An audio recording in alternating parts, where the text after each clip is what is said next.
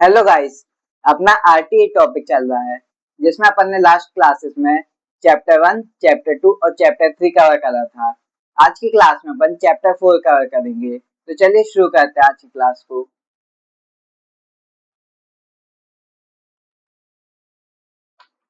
तो चैप्टर 4 का नाम है responsibilities of schools and teacher right to education act के जो अंदर आता है। अध्याय 4 स्कूलों और शिक्षकों की जिम्मेदारी। मतलब चैप्टर 4 में अपन ये बात करेंगे कि जो टीचर हैं या जो स्कूल है उनकी क्या जिम्मेदारी है शिक्षा के क्षेत्र में। तो चलते हैं। तो सबसे पहले सेक्शन इसमें सेक्शन 12 धारा 12 इसमें ये बात करते हैं कि जो गरीब या वंचित बच्चे हैं जो पढ़ाई नहीं कर पा रहे हैं, जो अपनी गरीबी के कारण स्कूल में एडमिशन नहीं ले पा रहे हैं, तो ऐसे बच्चों के लिए स्कूल में 25% सीट जो है रिजर्व रहेगी। तो सेक्शन 12 में इसी की बात करते हैं और ये रहता है 3 से 11 और 6 से 14 साल तक के बच्चों के लिए।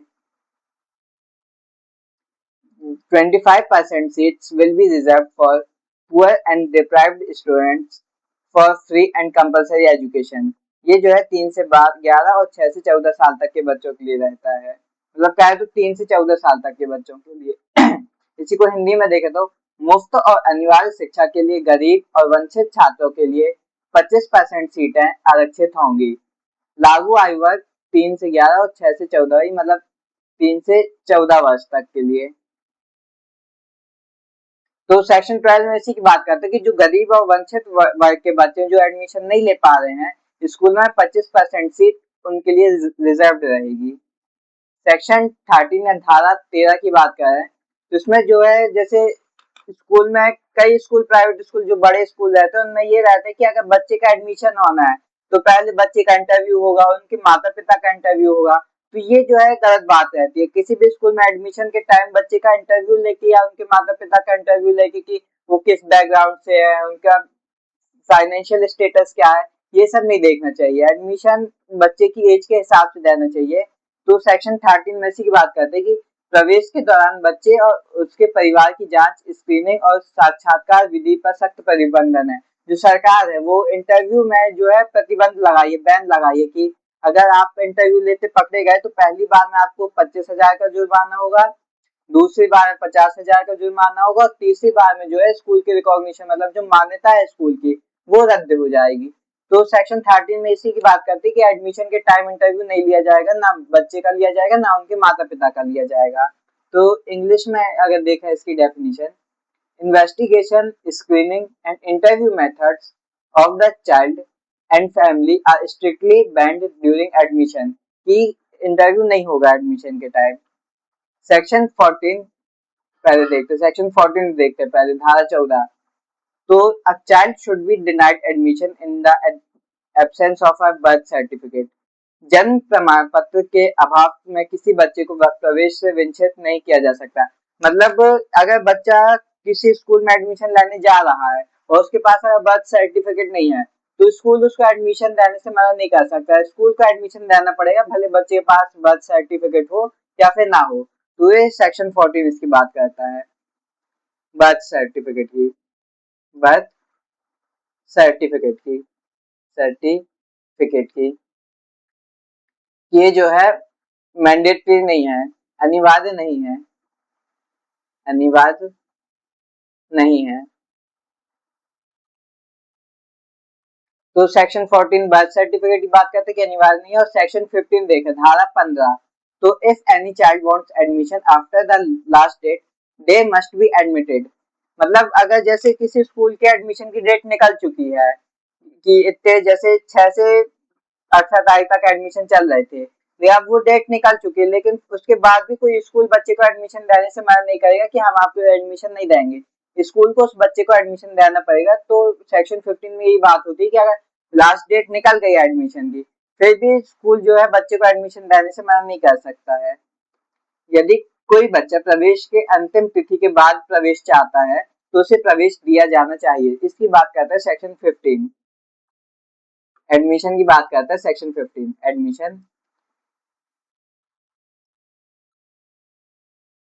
एडमिशन की बात करता है सेक्शन 15। आगे चाहे तो सेक्शन 16 या धारा 16 किसकी बात करते हैं ये देखते हैं। The student shall not be expelled due to fees and must be filled not be filled until 8th class. इसका मतलब है कि कोई भी बच्चा अगर वो फीस जमा नहीं कर पा तो उसको स्कूल से नहीं निकाला जाएगा।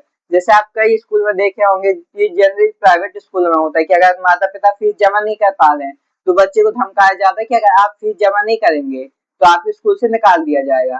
तो सेक्शन 16 इसी की बात करता है कि अगर आप फीस नहीं दे रहे हैं तो भी हम आपको स्कूल से नहीं निकालेंगे। फीस के अभाव में कभी कोई बच्चा पढ़ाई से वंचित नहीं रहना चाहिए। हिंदी में देखें इसकी परिभाषा तो फीस के कारण बच्चे को कक्षा से निष्कासित नहीं किया जाएगा और 8वीं कक्षा तक फेल नहीं किया जाना चाहिए, कि 8वीं कक्षा तक बच्चे को फेल नहीं किया जाएगा। और संशोधन 2019 अमेंडमेंट 2019 के तहत जो है मध्य प्रदेश बोर्ड 5वीं और 8वीं को बोर्ड कक्षाओं के रूप में अनुमति देता है। मतलब जो संशोधन 2019 है उसमें कहा गया है कि मध्य प्रदेश में 5वीं और 8वीं जो है वो भी बोर्ड क्लास रहेंगी। तो फीस के कारण कोई निष्कासन नहीं, फेल नहीं होगा। तो फीस की बात जो है सेक्शन 16 कहता है, फीस की बात जो है सेक्शन 16 कहता है, सेक्शन 16। अब अपन चलते हैं अगले सेक्शन में। तो अब आता है सेक्शन 17। इसमें बात करता है कि कोई भी टीचर स्कूल का वो बच्चे को फिजिकली या मेंटली पनिश नहीं कर सकता है। अगर टीचर जो है बच्चे को फिजिकली या मेंटली पनिश करता पाया गया तो टीचर में 3 महीने की जेल हो सकती है। इसमें यही बात करती है कि शिक्षक द्वारा बच्चे को शारीरिक या मानसिक दंड देने पर पूर्ण प्रतिबंध है। अगर सजा पेनल्टी उसकी रहेगी 3 महीने की जेल। अगर टीचर जो है बच्चे को पनिश करता पाया गया तो पनिश की बात जो है पनिश पनिश की बात जो है सेक्शन 17 कहता है। पनिश नहीं कर सकते हैं बच्चे को और इसकी सजा है 3 महीने की जेल, 3 मंथ जेल। वैसे मैंने पीपीटी ही ऐसी बनाई है कि एक बार आप पढ़ेंगे तो आपको सारे सेक्शन समझ में आ जाएंगे। अब आता है सेक्शन 18। तो इसमें जो है सेक्शन 18 में स्कूल की मान्यता की बात की जाती है कि जैसे कोई स्कूल है अगर वो सीबीएसई है तो मतलब वो मान्यता प्राप्त है सीबीएसई बोर्ड से। कोई स्कूल एमपी बोर्ड है तो वो एमपी से मान्यता प्राप्त है, एमपी बोर्ड से। तो सेक्शन 18 में इसी की बात की जाती कि उचित सरकारी मान्यता के बिना कोई स्कूल नहीं चल सकता। मान्यता के बिना स्कूल चलाने पर 1 लाख का जुर्माना लगेगा, कि अगर कोई स्कूल जो है मान्यता प्राप्त नहीं है तो उसमें 1 महीने का जुर्माना लग सकता है। इंग्लिश में इसकी डेफिनेशन देखें तो a school without proper government recognition cannot operate। अगर प्रॉपर गवर्नमेंट की से ऑर्गेनाइजेशन रिकॉग्नाइज नहीं है तो वो स्कूल नहीं चलेगा। Operating without recognition includes a fine of 1 lakh, कि अगर वो स्कूल नहीं है रिकॉग्नाइज तो उसमें 1 महीने का फाइन लगेगा। अब आता है सेक्शन 19 धारा 19। तो धारा 19 में जो है स्कूल में फैसिलिटीज की बात करते हैं कि सारी फैसिलिटी है कि नहीं है। तो फैसिलिटी में क्या जाता है, सबसे पहले तो प्लेग्राउंड खेल का मैदान बच्चों के लिए होना चाहिए। सेपरेट टॉयलेट, अलग शौचालय लड़कों के लिए अलग, लड़कियों के लिए अलग। स्टाफ रूम में भी मेल्स के लिए अलग, फीमेल्स के लिए अलग, इस टाइप से। और स्कूल में कैंटीन होना चाहिए कि बच्चे जो टिफिन नहीं ला पा रहे वो कैंटीन में जाके खा सके। जो हम लोग का स्कूल था उसमें भी एक कैंटीन रही। फिर आता है ऑफिस होना चाहिए, कार्यालय, स्टाफ रूम होना चाहिए। और जैसे प्रिंसिपल ऑफिस होता है लाइब्रेरी ऑफिस होना चाहिए। 5वां है लाइब्रेरी, पुस्तकालय। एक स्कूल में हर स्कूल में एक लाइब्रेरी होनी चाहिए जहाँ बच्चे शांति से बैठ के पढ़ सकें। और एक है वाटर फैसिलिटी, पानी की सुविधा। हर स्कूल में जो है पानी की सुविधा होनी चाहिए, जैसे आरओ लगा होना चाहिए, प्यूरिफायर लगा होना चाहिए, ताकि बच्चों का अगर पानी खत्म हो जाए तो उनको एक ठंडा पानी मिल सके। तो ये जो 6 चीज है, playground, separate toilet, canteen, office, library और वाटर फैसिलिटी, ये सब हर स्कूल में होना चाहिए। अब आता है सेक्शन जो है 20, अपन 21 और 22 के बाद में बात करेंगे इनके, क्योंकि सेक्शन 21 और 22 में जो है स्कूल स्टाफ या कमेटी की बात करते हैं। तो अपन पहले इसको देख लेते हैं, कमेटी की बात करते हैं।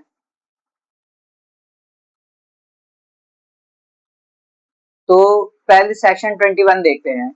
As the school management committee must have 16 members।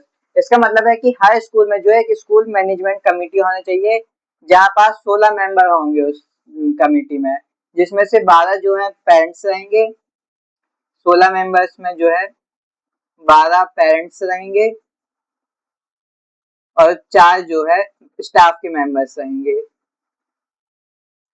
विद्यालय प्रबंध समिति में 16 सदस्य होने चाहिए, जिसमें 75% अभिभावक मतलब 12 जो है पेरेंट्स होंगे और 25% कर्मचारी जो स्टाफ मेंबर्स मतलब 4 स्टाफ मेंबर होंगे। तो सेक्शन 21 स्कूल मैनेजमेंट कमेटी की बात करता है। जो 21 है वो बात करता है स्कूल मैनेजमेंट कमेटी की।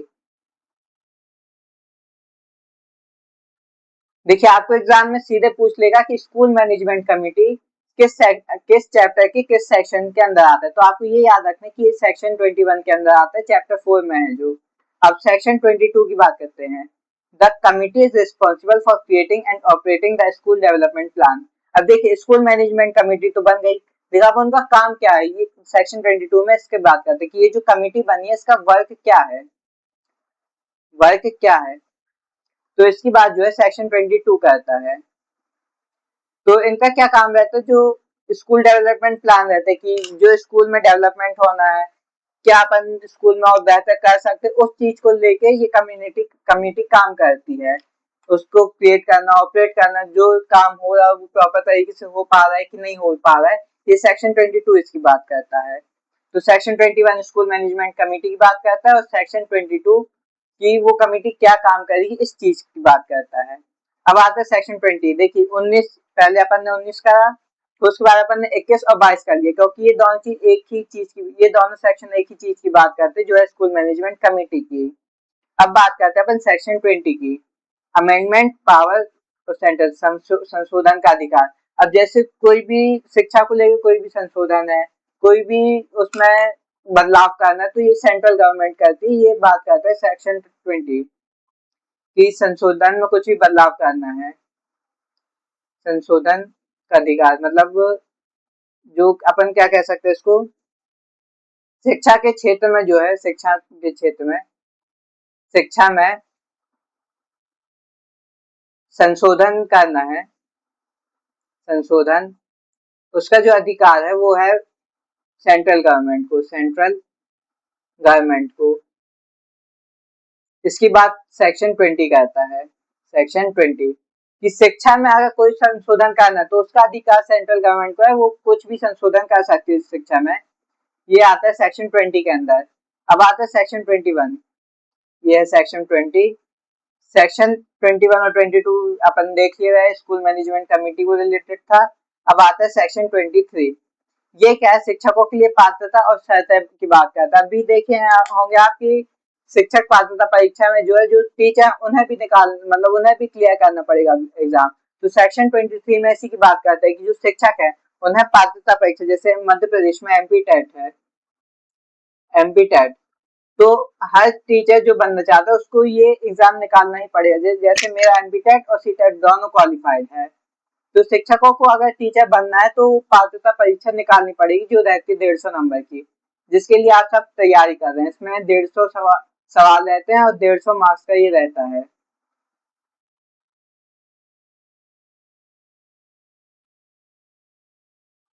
डेढ़ सौ मार्क्स का ये होता है और क्वेश्चन भी इसमें 150 रहते हैं और मिनट भी इसमें 150 ही मिलते हैं। बड़ा अजीब सा ये आंकड़ा है, 150 क्वेश्चन 150 मिनट और 150 मार्क्स का ये पेपर रहता है। तो सेक्शन 23 में जो है पात्रता परीक्षा की बात करता है, पात्रता परीक्षा की। अब आता है सेक्शन 24, इसमें शिक्षक के कर्तव्यों, समाधान और शिकायत जो है, जैसे अगर टीचर को कोई शिकायत है किसी चीज को लेके, जैसे फैसिलिटी को लेके या किसी भी चीज को लेके, तो सेक्शन 24 के अंदर उसमें बात कर सकता है। इसमें ये रहते हैं शिक्षक के कर्तव्यों और समाधान और शिकायत की। शिक्षक को कोई शिकायत है तो अपनी कंप्लेन करे और उसका समाधान हो, तो सेक्शन 24 में इसी चीज की बात करता है। Specification of teachers duty and complain resolution. अब सेक्शन 25 देखते हैं, धारा 25। इसमें जो है चाइल्ड और टीचर का रेशो रहता है।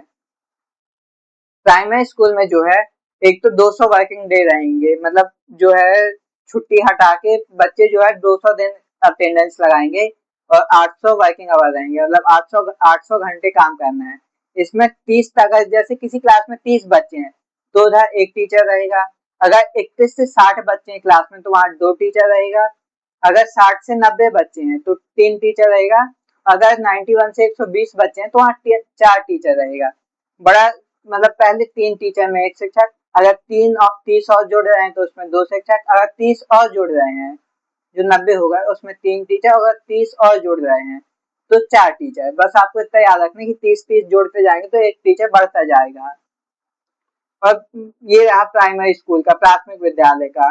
अब आता है मिडिल स्कूल में, माध्यमिक स्कूल में 220 वर्किंग डे रहेंगे। देखिए प्राइमरी स्कूल में 200 वर्किंग डे थे और 800 घंटे रहे काम करने के। अब मिडिल स्कूल में जो है 220 वर्किंग डे रहेंगे और 1000 घंटे जो है काम करना पड़ेगा साल भर में। इधर 35 बच्चों में 1 टीचर है, फिर और 35 जुड़ जाएंगे तो 2 टीचर। देखिए 35 बच्चों में 1 टीचर, फिर और 35 जोड़े मतलब 70 हो गए तो 2 टीचर, फिर 70 से 100 तक में जो है 3 टीचर आएंगे। अगर 100 से ज्यादा बच्चे हो गए हैं तो 3 टीचर आएगा और एक हेड मास्टर जो स्कूल में रहता है वो रहेगा। ये आप याद रखिएगा कि प्राइमरी स्कूल में 30 बच्चों में 1 टीचर, 60 बच्चों में 2 टीचर, 90 बच्चों में 3 टीचर, 120 बच्चों में 4 टीचर। वहीं मिडिल स्कूल में 35 बच्चों में 1 टीचर, 70 बच्चों में 2 टीचर, 100 बच्चों में 3 टीचर, और अगर 100 से ज्यादा बच्चे हैं तो 3 टीचर और एक हेड मास्टर। प्राइमरी स्कूल में 200 वर्किंग डे रहेंगे, 800 वर्किंग आवर रहेंगे। मिडिल स्कूल में 220 वर्किंग डे रहेंगे और जो है 1000 वर्किंग आवर रहेंगे, 1000 वर्किंग आवर। अब आता है सेक्शन 26। तो ये क्या बात करती है कि not more than 10% of the teaching post will remain vacant. शिक्षण पदों में से 10% से रिक्त पद नहीं रहेंगे। लेकिन आप तो जानते हैं अपने देश की हालत, इधर तो कितने सारे जो है पद खाली हैं लेकिन सरकार कभी वैकेंसी नहीं कराती है। तो सेक्शन 26 में ऐसी बात करता है कि जैसे टीचिंग विभाग है तो उधर 10% से ज्यादा पोस्ट खाली नहीं रहेंगी। अगर 10% से ज्यादा पोस्ट खाली है तो आपको तुरंत जो है वैकेंसी निकाल के आपको नौकरी देनी पड़ेगी लोगों को। तो वैकेंसी की बात जो है सेक्शन 26 कहता है। वैकेंसी की बात जो है वैकेंसी की बात जो है सेक्शन 26 कहता है। सेक्शन 27 क्या कहता है? Teachers are strictly prohibited from engaging in non academic purposes. मतलब जैसे टीचर जो है उसकी कहीं क्या कहते हैं अपन चुनाव में ड्यूटी लग गई, जनगणना में ड्यूटी लग गई। अब देखिए सरकार ड्यूटी लगाती तो है लेकिन सेक्शन 27 ने क्या कहा है कि ऐसी चीजों में टीचर की ड्यूटी नहीं लगेगी। टीचर का काम है सिर्फ पढ़ाने का और उसकी किसी और चीज में ड्यूटी नहीं लगेगी। लेकिन आप देख सकते हैं आपकी अभी जनगणना हुई थी उसमें ड्यूटी लगी थी, चुनाव होते हैं उसमें टीचर की ड्यूटी लग जाती, ड्यूटी लगती है, बस इनके कहने का है कि ड्यूटी नहीं लगेगी। अगला बस जो है चैप्टर 4 में जो है सिर्फ 27 सेक्शन तक थे, 12 से 27 सेक्शन तक जो अपन देखा है।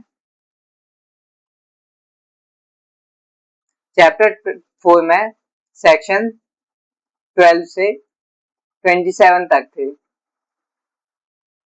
तो एक चैप्टर 4 जो है काफी बड़ा रहा। अगर अपन कोई शॉर्ट में देखें तो सेक्शन 12 में बात 25% रिजर्वेशन की करता है। जो बच्चे गरीब रहते हैं या जो वंचित वर्ग से रहते हैं उनको स्कूल में 25% सीट रिजर्व रहेगी। सेक्शन 13 नो स्क्रीनिंग और कैपिटेशन, कोई स्क्रीनिंग नहीं, मतलब अगर कोई बच्चा एडमिशन के लिए जा रहा है तो बच्चे का इंटरव्यू या उनके माता पिता का इंटरव्यू नहीं लिया जाएगा। सेक्शन 14 और सेक्शन 15 अनकंडीशनल एडमिशन, बिना शर्त प्रवेश, मतलब बिना कुछ शर्त के जो है बच्चों को प्रवेश दिया जाएगा। मतलब वो क्या कहता है अपन बर्थ सर्टिफिकेट अगर नहीं है तो उसके बिना भी बच्चे को स्कूल में एडमिशन दिया जाएगा। इस चीज की बात लगभग इस 2 सेक्शन में करता है। सेक्शन 16 नो एक्सपल्शन डिटेंशन, कोई निष्कासन या फेल नहीं, बच्चे को फेल नहीं किया जाएगा, इस चीज की बात ये करता है। सेक्शन 17 में जो है बच्चे को मारपीट या मानसिक तनाव नहीं दिया जाएगा, नो हैरेसमेंट, उत्पीड़न पर रोक लगाई जाएगी। सेक्शन 18 और 19 रिकॉग्निशन और इंफ्रास्ट्रक्चर की बात करते हैं कि जो स्कूल है वो सीबीएसई मान्यता प्राप्त है, एमपी बोर्ड मान्यता प्राप्त है या आईसीएसई बोर्ड हो गया वो मान्यता प्राप्त है कि नहीं। सेक्शन 19 में इंफ्रास्ट्रक्चर की बात करती है कि प्रॉपर इंफ्रास्ट्रक्चर है, प्ले ग्राउंड है, टॉयलेट्स है और लाइब्रेरी हो गई, पानी की व्यवस्था हो गई, ये सब चीज है स्कूल में कि नहीं है, इस चीज की बात करता है। 21 से 22 में जो है स्कूल मैनेजमेंट कमेटी की बात करता है। सेक्शन 25 जो है पीपल टीचर रेशो की, कितने बच्चों में कितने टीचर होने चाहिए, सेक्शन 25 इस चीज की बात करता है। और सेक्शन 26 और 27 जो है स्टाफ और एकेडमिक ड्यूटी की बात करता है कि एक टीचर की क्या ड्यूटी रहती है, मतलब उसको नॉन टीचिंग जो चीज काम रहते है उसमें उनकी ड्यूटी नहीं लगेगी। और 20 से जो है 24 है, 20, 23 और 24 उसमें संशोधन का अधिकार रहेगा शिक्षकों के लिए पात्रता परीक्षा। और टीचर अपनी शिकायत जो है उनकी जो कंप्लेन है वो जो है कहीं जाके कर सकता है, इस चीज की बात है। चैप्टर 4 में सिर्फ इन्हीं सेक्शन की बात हुई थी, सेक्शन 12 से लेके 27 तक। तो अगर आज की क्लास से रिलेटेड आपको कोई भी डाउट हो तो आप वीडियो कमेंट सेक्शन में पूछ सकते हैं। और आज की क्लास की पीपीटी जो दोनों लैंग्वेज में, हिंदी और इंग्लिश में, जिससे आपको अच्छे से समझ में आएगा, वो आपको हमारे टेलीग्राम चैनल विंग्स अकेडमी पर मिल जाएगी, जिसको अभी हम डिस्क्रिप्शन में मेंशन करा देंगे। तो तब तक के लिए जय हिंद, जय भारत।